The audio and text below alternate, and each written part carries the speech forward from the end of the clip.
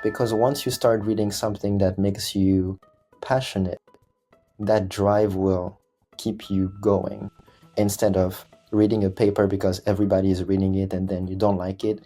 That will cause some obstacles on the way. Welcome back to Economics with Dr. A. I'm your host, Dr. Abdullah Barani at the Hale College of Business. I'm an economics professor and the Associate Dean for Graduate Studies and Research. One of my favorite opportunities is mentoring the Hale Fellows Program. Over the years, I've had some amazing students, and what we are doing this summer is we are revisiting the Hale Fellows and asking the question, where are you now? So today is the kickoff to the Hale Fellows series, and our first guest is somebody that I worked closely with in the summer of, was it 22? I think it was, yeah. I think Summer so, of 22. So Rajaonah is visiting us today from Princeton, where he's doing a pre-doc, and we're going to hear about his experience as a Hale Fellow, his advice for the current Hale Fellows, but most importantly, what is he doing today and what does he plan on doing in the future by leveraging what he has learned through our program. So with that said, Aro, how are you doing today? Doing great, Dr. A. Thank you for having me here. I'm so excited to talk to you. You've always been a great alum, always willing to give back, and today you get to talk to this year's fellows. For everybody listening in, this year we have 7 fellows technically, 6 from Northern Kentucky University, 1 from a neighboring university. We're trying to expand our mentorship of research and try new things. And this year's fellows, most of them are sophomores going to the junior year. So they're early in their research careers and they would benefit greatly from your advice, Aro. So before we go into details, can you just give us a little bit overview of where are you now and what do you do? Of course. So I am currently a predoctoral research specialist at Princeton University at a lab in the School of Public and International Affairs called the Empirical Studies of Conflict Lab. So the lab does research in conflict and more generally in political science.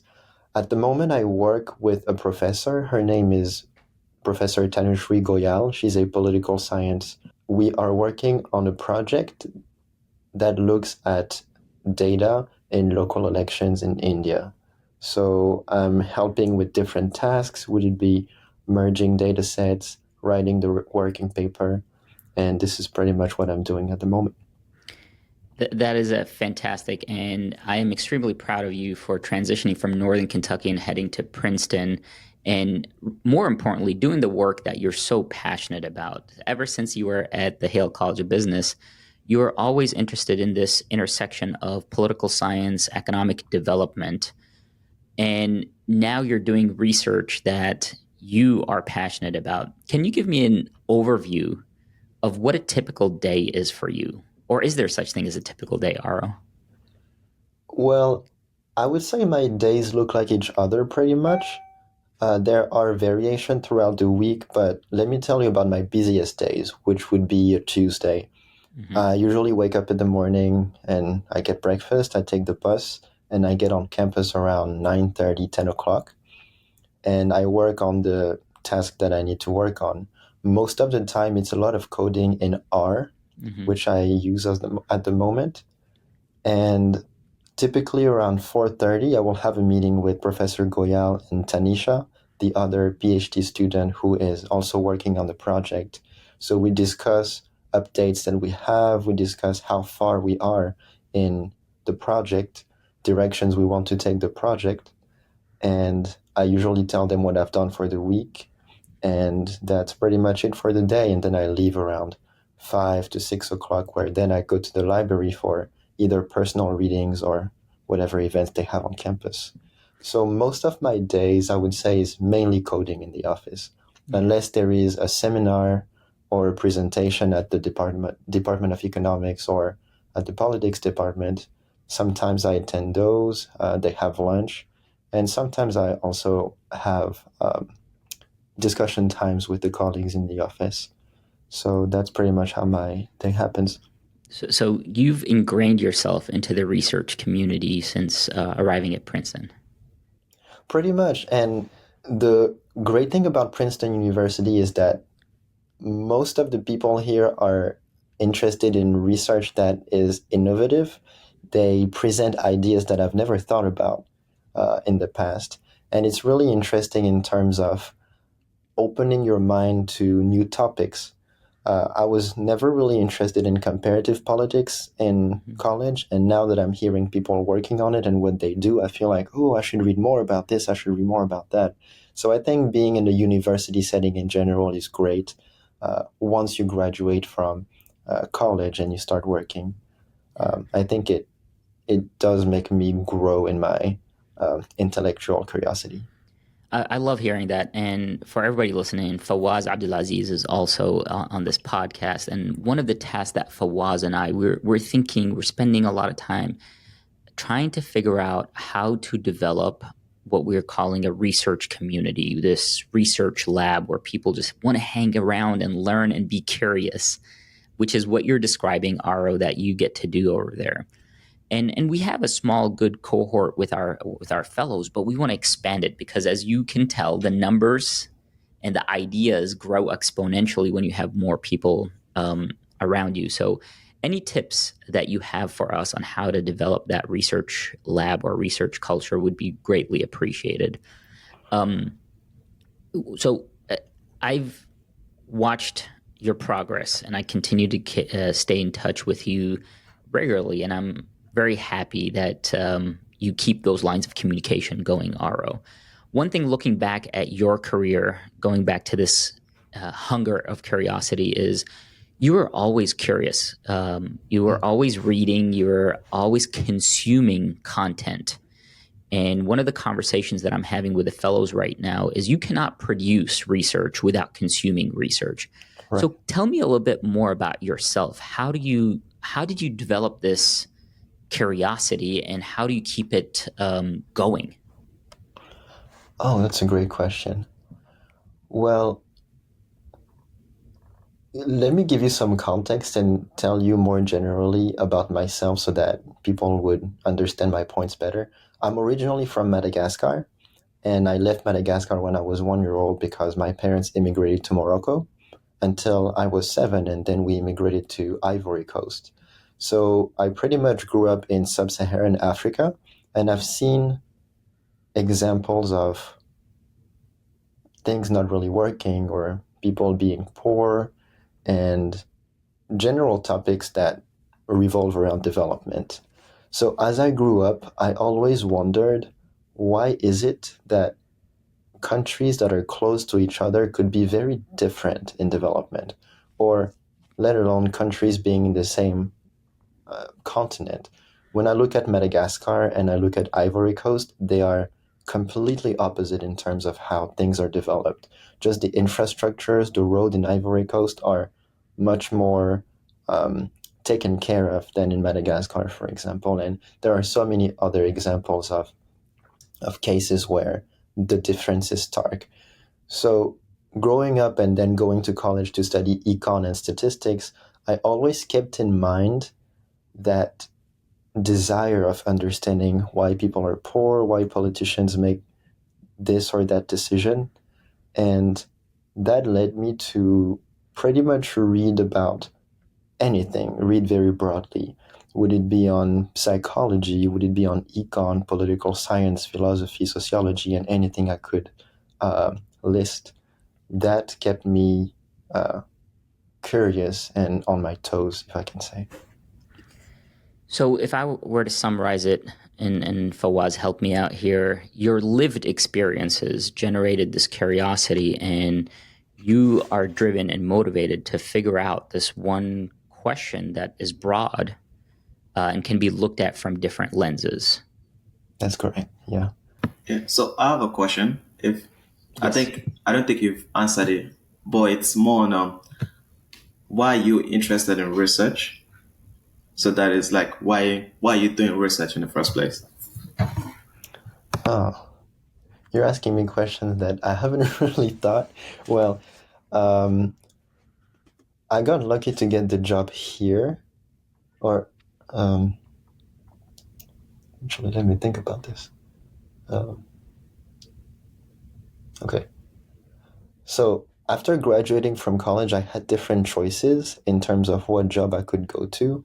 I had a couple options from industry, and then I had a couple of interviews in research.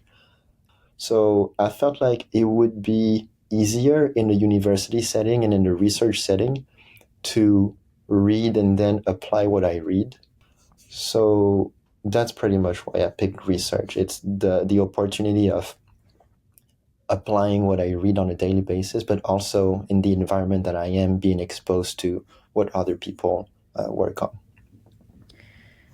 So, looking back at your time as a Hale Fellow, so Fawaz and I have been trying to document what is the Hale Fellows program? How do we replicate it each year? And it's such an individual-based training program, professional development program. But so to get a better understanding, can you tell us what do you remember about the Hale Fellows program and how it helped you get to where you are today? Ooh. So the Hale Fellows program helped me in a lot of ways. The the main way I would say it helped me is through coding. Coding is such a big part of my experience here right now that learning the good habits of making a clean do file, organizing my blocks of code, and ensuring that replication is easy is something that I learned at the Hale Fellows program when I was there that I apply today. And I've seen so many examples here of do files that are not organized at all and are so complicated to understand once you jump on a project that I feel like the fellowship helped me a lot, making sure I don't do these mistakes again. So coding is the number one thing that you recall. Yeah, coding is the number one, and then the number two would be networking. Mm-hmm. So the Hale Fellows program was great because it allowed me to get a lot of connections, would it be in industry or in research in general. So the way I found this job was through an opportunity being a Hale Fellow. I'm going to mention the Econ games here. Mm-hmm. During the Econ games, we had every Wednesday a speaker series talking with someone who works with data. And one of these speakers was Fanta Traore from the Sadie Collective. And through her connection, I made another connection, which led me to the LinkedIn post where I saw the opening for this job at Princeton. So after coding, I would say networking was the great thing that the Hale Fellows program helped me with. Thank you for sharing that. So you are a good example of taking advantage of opportunities. Whenever an opportunity was presented to you, you jumped on it and you leveraged it to open up the next door or the next opportunity. Sometimes it's even as simple as, what's the next book I should read? And I appreciate that about you.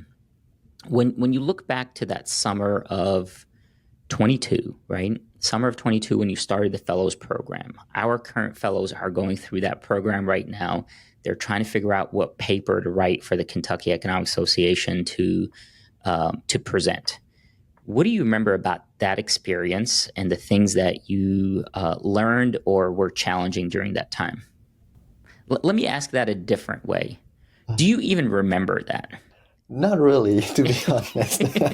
It's been such a long time. Yeah. So do you remember the paper, what you wrote? As far as I remember, I wrote a paper on comparing foreign-born to native-born individuals in the United States using the American Community Survey. Mm-hmm. I remember that.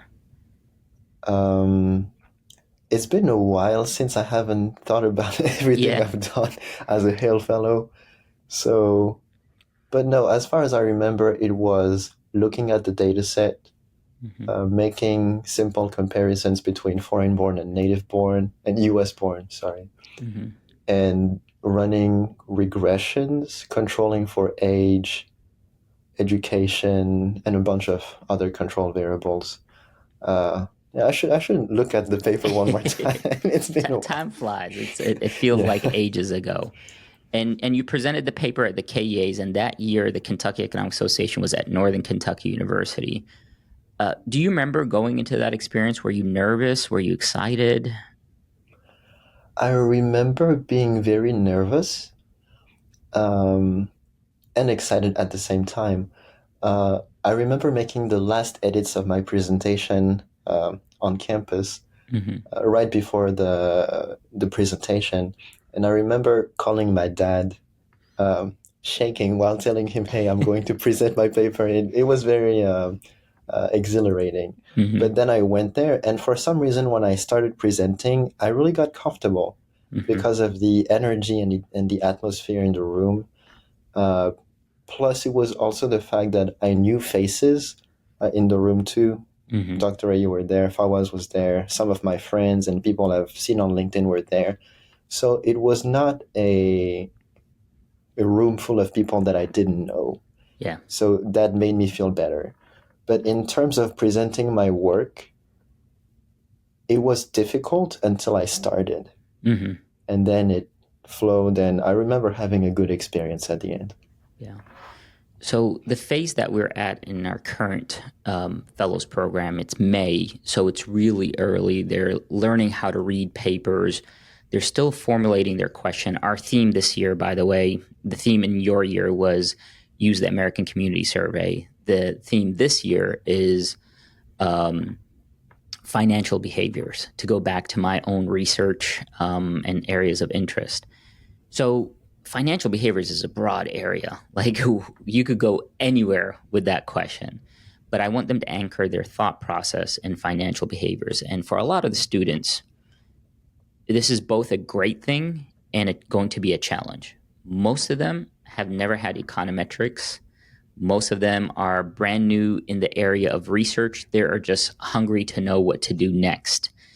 So, and then we have people like Fawaz that have done the entire series of econometrics, and they have also um, done research already. So the variance is super high in our group. Uh, how would you make people feel comfortable about the unknowns? Because there's a lot of unknowns when you start a research paper, and there's a lot of pressures. What would your advice be for the current fellows?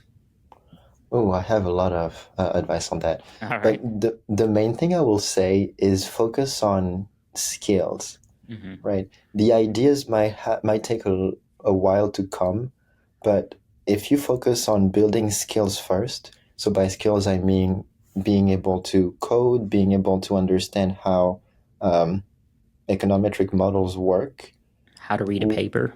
how to read a paper, how to take notes and write a literature review.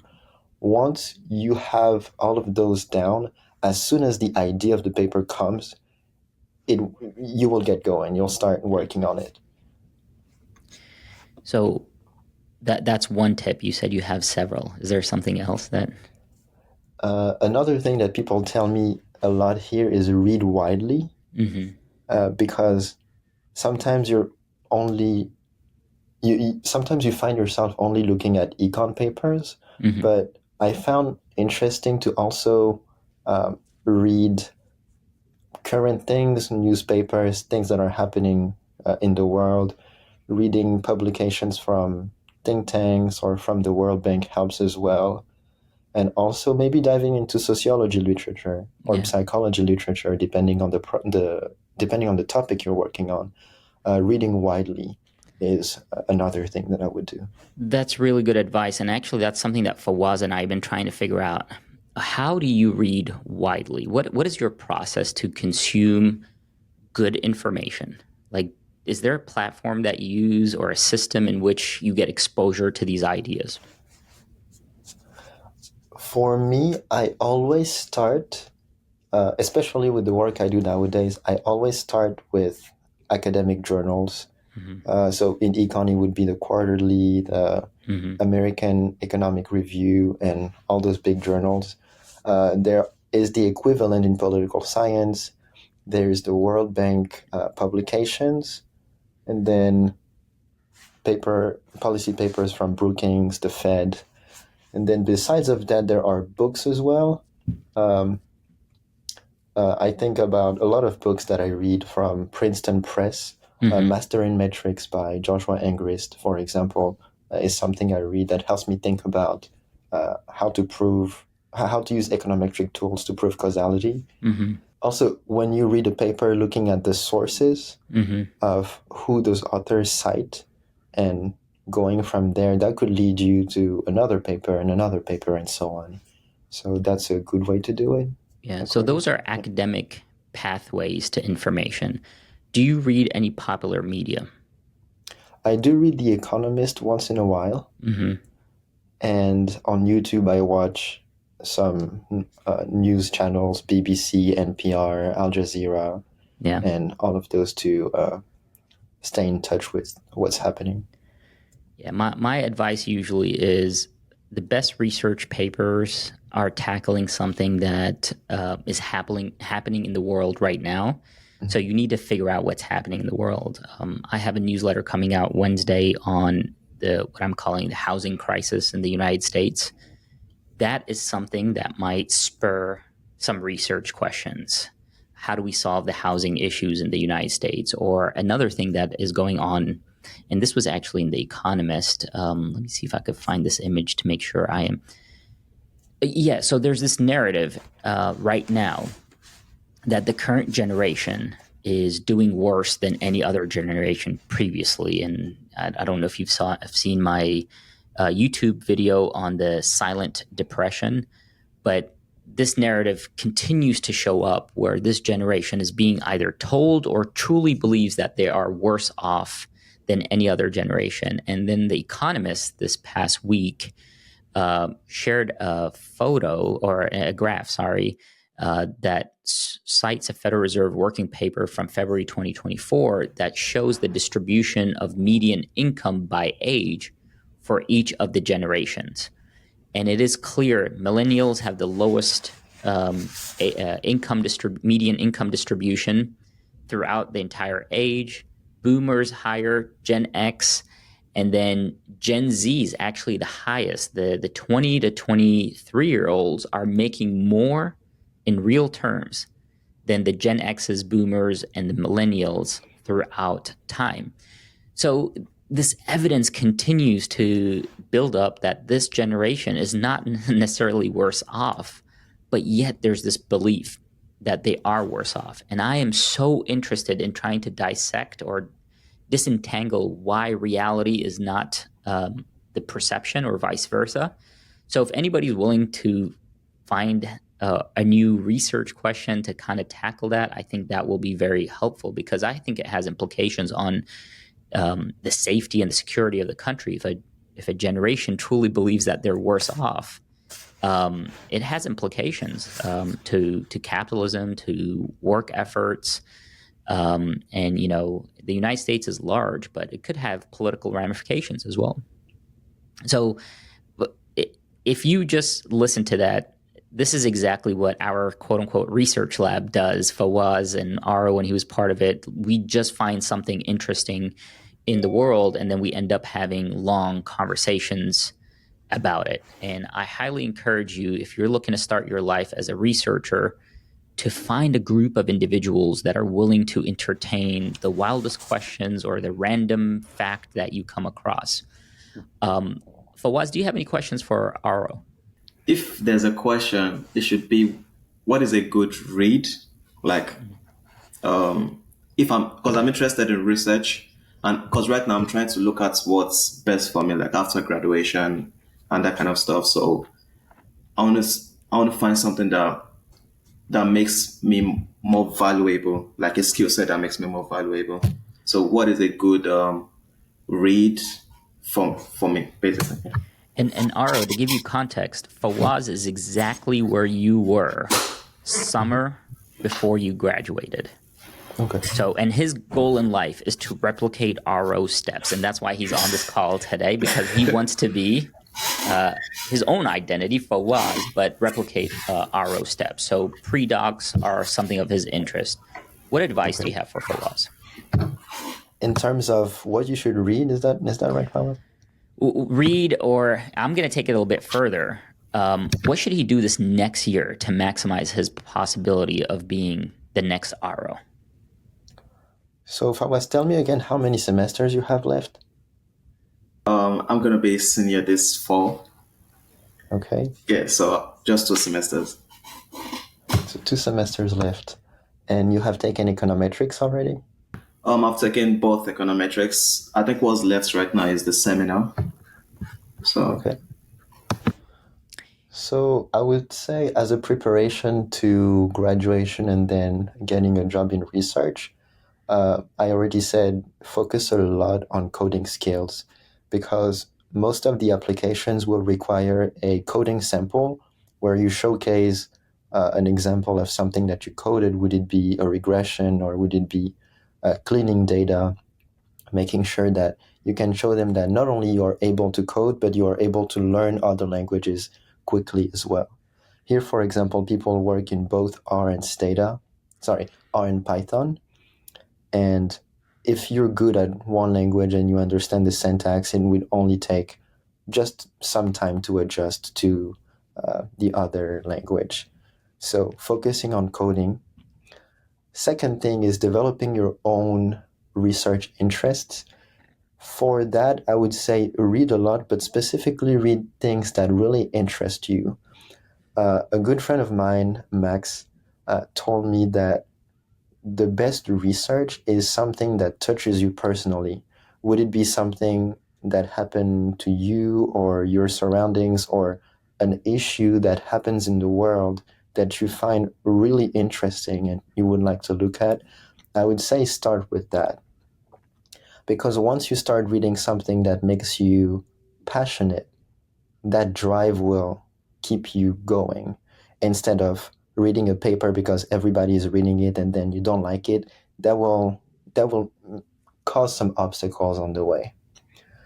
The next thing I would say is develop relationships, not only with Dr. but with other people, because research and creation of knowledge in general is a collaborative process. You might have great ideas, but they will be even greater once you share them with people and have input from other minds as well. That would be great. So coding, reading, reaching out, and ultimately believing that you can do it. I'm sure that happens to a lot of people. It happened to me, is the thought that I wouldn't be able to make it because of whatever reason that was in my head. I think having an econ major and some background in research and some background in coding is more than enough to apply to pre-doc positions. I used to think that pre-doc positions would be like PhD applications. It's not the same. It's not the a pre-doc is generally to prepare you to get into a PhD. So as long as you, as I said, have research experience, coding experience, and then some good ideas, just apply. Don't think about, am I better than, sorry, don't think about, am I competitive enough? I would say just send your application in and fingers crossed. Wait for the best. Yeah. thank you. That's really good advice. I love the things that you have said. Going back to your last year at the Hale College of Business, you went to some strategic conferences to build. You didn't go to build relationship. You built relationship by going. What conferences did you go to? I went to the Exploring Careers in Economics conference at the Chicago Fed. I think it was in September of 2023. Am I right? Yeah. Yeah. So it's 2022, right? 2022. Yeah. In Chicago at the Fed. I will never forget that experience. And I remember I spent the Friday there. And then I spent the night on Friday, and on Saturday morning, I called Dr. A and I was like, Dr. A, this is so exciting. I have this and this to tell you. And for 15 minutes straight, I was just ranting about how inspired I was to see RAs at the Chicago Fed who are like me, who do research as well. When I went there, not only I got to network, but as I mentioned earlier, I got inspired, by thinking that, oh, it's possible, especially looking at the diversity that was in that room at the time on that day. I thought, okay, so there's a space for me in research. There are possibilities, and I can do it. So yes, going to the Chicago Fed inspired me a lot. And yeah. So Fawaz, that better be on your calendar. Let's make sure that you make it to the conference this year. So you, one, learn, two, network, and then three, I remember that phone conversation on that Saturday when Aro got back. He was so excited and motivated. It actually, I think, so senioritis is a real thing, and having that experience allowed him to close out the year knowing that there's a bigger picture that he's part of. So Fawaz, highly recommended. What do you say, Fawaz? Yeah, I'm putting it on my calendar. I'm Okay. going. Yes. Yeah. Well, let's make sure that we don't miss the application or the submission period. So, and then whatever we can do to support your travels, consider it done, Fawaz. Yeah. Perfect. All right. So, Aro, we're at the segment of our podcast where you tell us what your future plans are, if you figured them out, or at least even if they're just random ideas. What are your hopes and dreams and aspirations moving forward from here? That's a great question. And it's funny because I feel like they change every day. Yeah. So at the moment, I am thinking about applying to PhD programs this cycle. So I think most of the deadlines will be in November, December. So I'm currently practicing for the GRE that I plan to take in August. And once I see what my score is, I will have an idea of whether I want to apply to econ programs or political science programs. So I'm finishing up the first year of my pre-doc, about to start the second year in August. And that's pretty much what I'm thinking about, applying to PhD programs, taking the GRE, making sure that I do good work for professors, and we'll see what happens then. Yeah. Just do your best. Enjoy the journey as well. And it's easy for me to say this. And as I've gotten older, I look back at my experience in life, and I could tell you that just enjoying the process and doing your best opens up doors. When you're younger, hearing that is actually stressful. Like, what doors are going to open up? Tell me. So, but your experience, at least in the past 2 years, has indicated that you never know what door is going to open. New opportunities are always around the corner.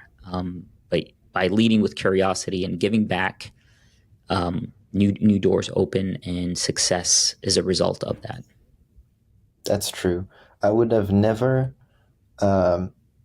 imagined that at some point I would have a pre-doc somewhere. I always thought I would work somewhere in industry in the Cincinnati area, but just one day, very randomly, I happened to be on LinkedIn and see the opening, and I just applied. And after a couple of weeks, I got the phone call, and then a couple of months later, I'm in Princeton, and I'm like, what just happened? So yes, you never know what happens.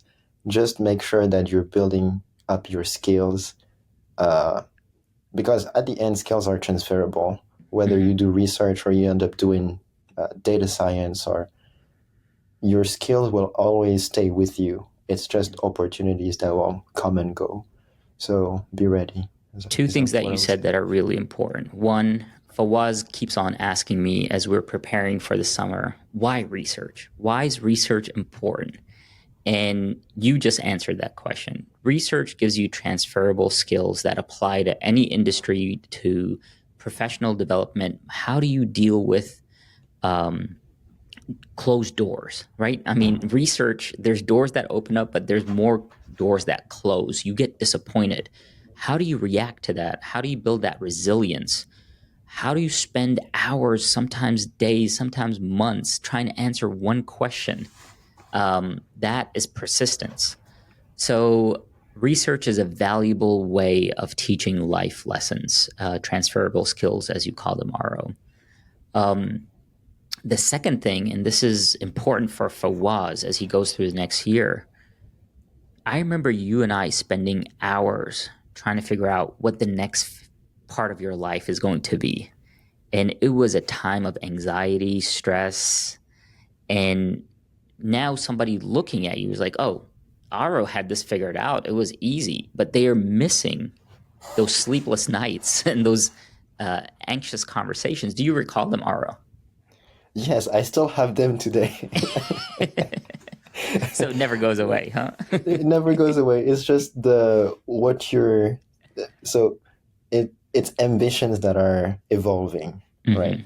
But the uncertainty is always there. Yeah. But I would say and that probably has something to do with age, but the older you get, the more you realize that the more you have lived life. So the more you realize that, okay, anxiety that is just negative is not useful, but uncertainty that gets you in the morning to go to work and do what you have to do it's desirable, right? But ultimately, I would say that I have realized more and more that things are possible, and I would say that has helped me a lot. But I do have, from time to time, thoughts about, yeah. And that's normal. I have them too. And you said it really well. Like, there's good anxiety. That's the anxiety that gets you out of bed to do the work. And then there's anxiety that cripples you and keeps you from getting to work. So learning to balance them and leverage the good anxiety to get you going is important. But for anybody that's listening to this and it's going to their senior year, example Fawaz, you might see yourself going down path A, and then one opportunity opens up and path B then takes over and becomes your life. I remember when Aro came across that job, it's like, Dr. A, I think I'm going to apply. I said, sounds like a great opportunity. Apply, and then continue to apply to everything else that you were applying to. And Aro became focused on this was it. This was the path, and his persistence paid off. So great opportunities that were presented, but you took advantage of them. And I'm extremely proud of all the work that you're doing, Aro. Thank you. And a little comment. Once I saw that job posting on LinkedIn, I was very fixed on that, and that's pretty much the only job I applied to besides 2 or 3 positions. Very bad strategy. Don't do that. Apply to as many jobs as you can, because I was all in or nothing, which in my case, I really got lucky. But otherwise, that's one advice I would give to people. Apply to as many pre-docs as you can, as many jobs in industry as you can, so you could have as many shots on goal as you can. Well, Aro, Fawaz, the rest of our community that's listening in, we're all excited to see what your next year looks like. We're always going to be cheering you on. And more importantly, you giving back to our current fellows and being a mentor to them is really important, because they get to see one of the many ways in which the paths that are available to you through this Hale Fellows program. So thank you for being a role model. Thanks, Dr. A. And to anyone who's listening, who's interested in research, who just wants to network and talk about next steps, feel free to reach out. I would be happy to help. We'll make sure to include Aro's LinkedIn profile so you could connect with him and engage. Fawaz, before we leave, any last questions for Aro? No. That's good. Well, thank you, Fawaz, for being here. This means a lot to me too, so Aro can have an audience to engage with. If you are interested in being part of these live recordings, send Fawaz and I an email, and we'll include you in our mailing list. The more we get people involved in these live discussions, the more impactful they are, so you can get your questions answered. If you have not signed up for the newsletter, please sign up to the newsletter. I'll put it in the description. We are extremely grateful for our Econ with Dr. A community, and I look forward to another successful year. Aro, Fawaz, y'all have a great day. Thank you, Dr. A. Thank you.